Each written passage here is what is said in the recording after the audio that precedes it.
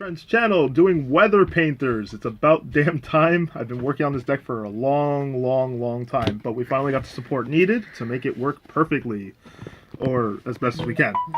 So to start, we have 3 Weather Painter Snow. She is your starter card. You'll want to see her in your hand every time. She basically, on normal summon, gets to search for a Weather Painter spell or trap and sets it immediately onto the field, face up, which means you can play around things that, like Ash Blossom, can't ash it because it places up directly onto the field instead to the hand. So it's a really good starter. Next is 3 copies of Weather Painter Thunder.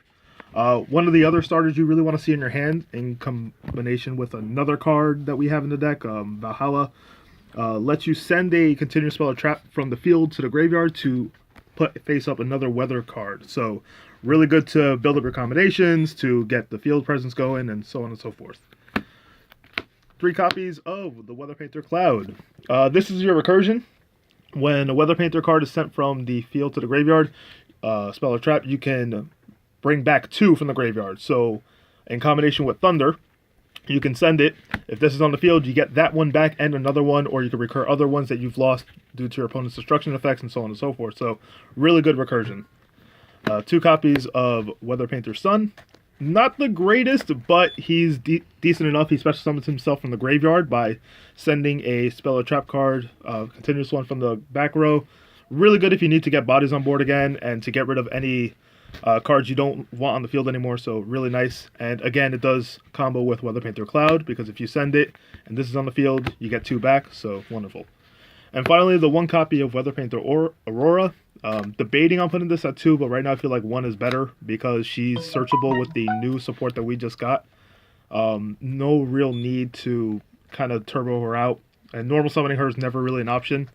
But she protects your back row, all your weather cards, so you don't have to worry about them being destroyed. They can't be targeted, which is even better. 2 copies of Hecatrice. Searches Valhalla. Nothing more to be said. It's really good to get your combos going. You want to see this every time. 2 copies of Ash Blossom. Feel like 3's a brick. You really don't want to have too many hand traps going on at the same time, especially duplicates of ones that can't be used in the same turn. So I feel 2 is the right number, taking inspiration from the OCG. 2 copies of Effect Veiler, same reason. Just feel like it's really nice to have simpler game states against your opponent, and this isn't once per turn, which makes it a little bit better. 1 copy of Ghost Ogre and Snow Rabbit. I don't like it at more than 1, but it does lower the game state to your pace. I feel like 2 isn't necessary this meta. I do side a 2nd, but that's depending on the matchup. Finally, to the Weather Painter Spells and Traps. 3 of Snowy Canvas, your main playmaker at the beginning. It allows you to banish your Weather Painters for cost to search for any Weather Painter card. Now, the way it works is, for those who don't know, if this is in the middle monster zone, it gives the Weather Painter in front of it and the ones adjacent to that zone the ability to become essentially Rhodas. So really good card, helps you plus continuously, and they're all quick effects, so you can do that to your opponent's turn. When they try to snipe your monsters, you can banish them to get effects, so really nice. 1 of Rainy Canvas, 1 of Cloudy Canvas. Rainy Canvas bounces your opponent's spell and trap cards. Really good to lock out your opponent when they're trying to set up on you. Get rid of any floodgates if need be.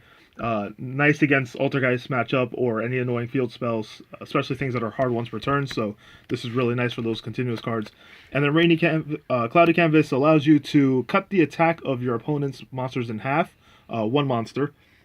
Really helpful to prevent you from dying because this deck does struggle against massive boards, so cutting the attack in half is really important to prevent lethal damage against you. It's just really nice overall.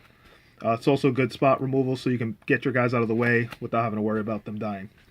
3 copies of Valhalla. Again, your starter card, combos well with the first Weather Painters that we mentioned, helps you get bodies on board, and then you can use it as fodder to get your other spells and trap cards out. And finally, the one reason why this deck is even viable in the first place, 3 Pot of Extravagance. Extra deck does not matter for the most part. Once you get your train rolling, it's kind of a lock from there. You don't need the extra deck. You don't even use the main boss monster most of the time, so it's just nice to have extra resources to see the cards that you want to see. And then with the traps, we have the Rainbowed Canvas. I'm debating on more than 1 of this or not. Right now I'm playing it at 2 because you kind of feel like if you don't get Valhalla, you want to see at least this. This allows you to speed up the deck thanks to the new support. Brings out Aurora Canvas, which protects your back row, so you don't have to worry about normal summoning her. And also gives you another body on board. So by banishing your Weather Painter, you special summon another one from the deck, which then the Weather Painter that you banished will come back due to their own effects. So it's really nice to get the bodies on board faster instead of having to rely on only Valhalla. Finally, one copy of the Weather Painter Thundery Canvas. It's Grand Mole. Makes all your monsters Grand Mole. You attack with them, and during the damage step, they bounce the monsters that they attack while by banishing themselves. So really good to deal with problematic boss monsters. It's non-targeting removal. It's really great stuff. 3 copies of Torrential Tribute. I know it's old school, but I feel like since the Weather Painters can banish as quick effects for cost, they can dodge the Torrential Tribute activation, wipe out your opponent's board, and in today's format where board state is everything, I feel like having 3 of this to destroy the entire field and then get your monsters to come back like automatically, it's just amazing. It's been working out pretty well. Could cut it down, but right now it seems to be working. 3 Solemn Strike. Nothing really to say here. Simplified board state. This card is at a cheap cost, lets you cut down your opponent's board, and at the same time just maintaining your own. Really good for those problematic cards that you really don't want to deal with before they get rolling. And finally, a Skill Drain. Would put out more than 1, but we can't have that, so whatever. Your Weather Painters banish for cost. So that means when you use their effects to banish, you can still get their applied effect respectively. And that's really good because while it locks out your opponent's deck, you are free to do as you please. So I feel like this card is just a blowout. Other substitutions could be Macros Cosmos, Dimensional Fissure, essentially the same thing. You banish for cost, you still get your effects, but your opponent gets nothing. So awesome stuff. Extra deck. 3 copies of Bay. Weather Painter Rainbow Canvas. She is amazing. She essentially takes a while to get to, but when you do, it's pretty much a wrap. She points to 3 monsters down in the bottom monster zones, and any of the monsters that she points to, they gave the ability to become essentially Solemn Judgments. Negate any monster effect, spell, or trap effect by banishing themselves for cost. Her herself is a Floodgate. She can banish herself if she's Link Summoned to negate any summon. So, banish for cost, she comes back to the field next turn, and then when she comes back, she can get the other effects that your canvases provide. So, really good card. Once you see her on board, it's pretty much a wrap. But most of the time, you may not even get there, so it's not a bad thing. Now, for the extra deck inclusions, we have some Super Poly targets. I don't main it. Further testing might change that, but right now, since you don't really use the extra deck, this is nice to have some blowout cards against your opponent's Link monsters, Dark monsters, Thunder Dragons, whatever your meta calls for, but these are obviously really good to remove some stuff on the field. Some generic spot removal. You probably won't go into these, but again, we're playing Extravagance, so it's fodder for that, but it can come in handy in a pinch. Some more generic spot removal. And Destruction, again, probably never go into them, but it's nice to have the utility if you're really desperate into the extra deck. And then Nonsensical Nonsense, because we need extra deck filler. So there's those 3. Finally, for the side deck, this one is controversial right now.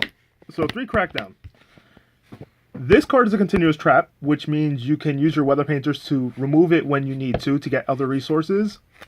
But it's just a blowout card against some matchups. This is probably going to be main decked at some point if the meta calls for it, but it's just amazing. I'm so glad that this card came out. It helps increase that chance to lower the game state to your speed and takes your opponent's resources. What more can you ask for? 3 Sphere Mode.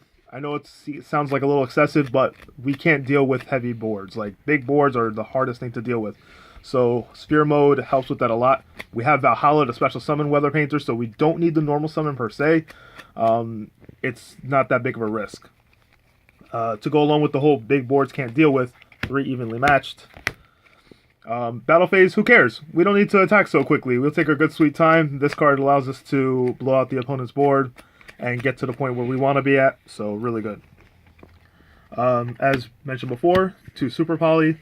Really glad this is at 2. 1 just didn't seem right for a deck like this, or for any deck, to be honest, but at 2, this seems like a reasonable side deck, And if Thunder Dragons are going to be as prevalent as they are expected to be, this is going to be really nice. So, really hits hard. Again, simplifies the game board, so that way you can be on the good side of the game. 3 heavy Storm Duster. Again, battle phase is irrelevant to us. We take it nice and slow. Spell and trap removal, going to be really important once this Bushido, what's it called? Bushido, the Magic Mine, whatever. This is going to be mandatory. You're going to need to run some sort of backward removal, so this is going to be the best of them all. And with Secret Village, so the spellcasters running around, this is also a nice play around it. And then finally, the second Ghost Ogre, just if you need it, matchup dependent. You can change it for whatever you like.